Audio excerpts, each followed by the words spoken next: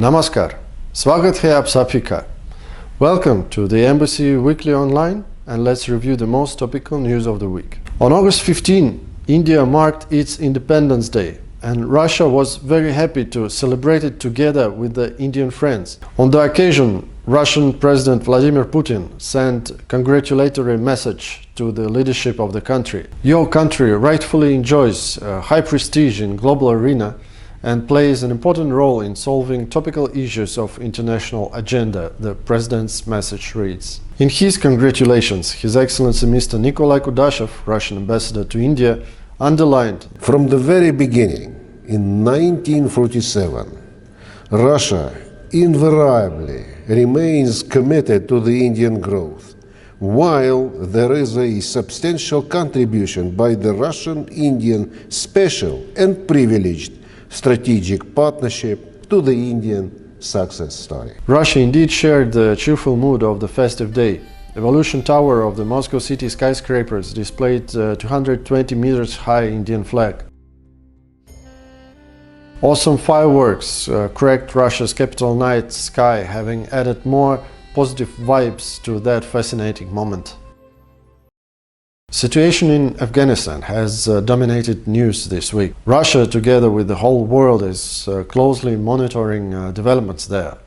But unfortunately, some media had used the hype to impose their own vision, sometimes inventing facts and approaches, in particular about Russia's involvement in international efforts to settle situation there, demonstrating their complete unprofessionalism and provocative attitude. Mr. Roman Babushkin, Russian Embassy's Deputy Chief of Mission, has recently explained in detail our stance on the situation in the country. We should first of all realize that the situation in Afghanistan remains increasingly unpredictable. In this situation, Russia maintains close dialogue with all countries concerned, including at the level of the United Nations Security Council and other relevant platforms, in order to ensure that international community would continue efforts to support inter-Afghan national reconciliation and establishment of an inclusive government. As far as recognition of Taliban is concerned, the first step should be a relevant consensus in the United Nations, first of all Security Council. Taliban should be judged not upon their commitments, rather upon real actions to ensure law and order, fundamental freedoms and human rights in the country. Of course, a lot will depend on further developments in Afghanistan and policy of Taliban. Importantly, Afghanistan territory should not be used to threaten other states, and fight against terrorism should be continued there. The Taliban taking control is a reality the entire global community should now take into account. However, the Taliban doesn't control the entire territory. There are reports about the situation in Panjshir Valley, where the resistance forces led by Vice President Amrullah Saleh and Ahmad Massoud are now concentrated. This makes our position even more consistent. We are not in rush in recognizing the Taliban, but what we do recognize now is the need to begin an all-encompassing national dialogue with participation of all Afghan political, ethnic and religious forces. On August 23rd, Ukraine will convene the so-called Crimean Platform, international forum aimed at coordinating anti-Russia efforts. Besides that, it will be nothing but another coven where the Western states will continue to foster its games with the neo-Nazi and racist attitudes of the current Ukrainian authorities. It cannot change anyhow the destiny of the Crimean people, who had already deliberately and freely made their choice in 2014, and there are obvious reasons for that.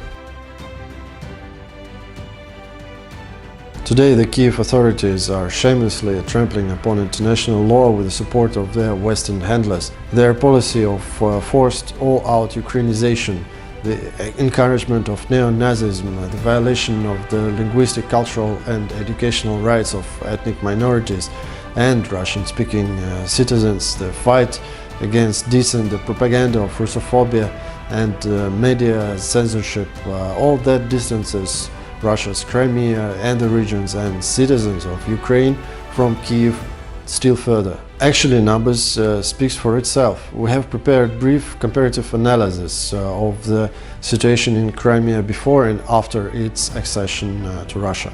See it for yourself. The link to the full text, to the full and detailed material will be in description below. On August 22nd, Russia will host the 7th International Army Games with participation of 280 teams from 42 countries, of course including India.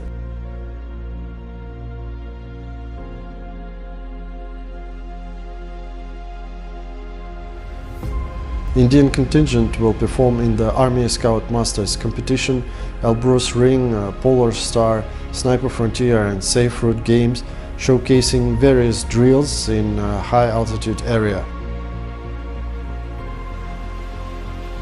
Operations in snow, sniper actions, combat engineering skills in obstacle-ridden terrain and many more.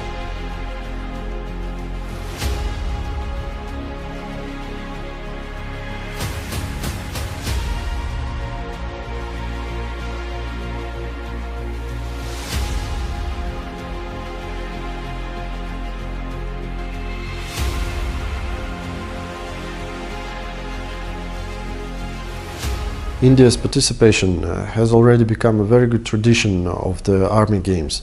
Let's just watch how they performed in the tank biathlon games in 2017.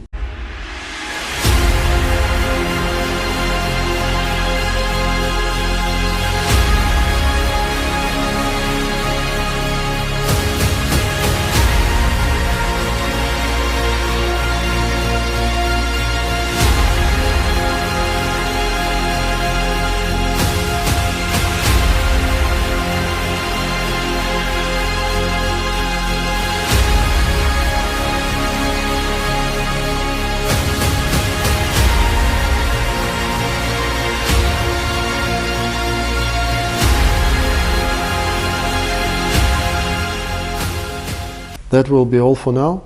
Tune in for real news from Russia on our website and social media, and see you online.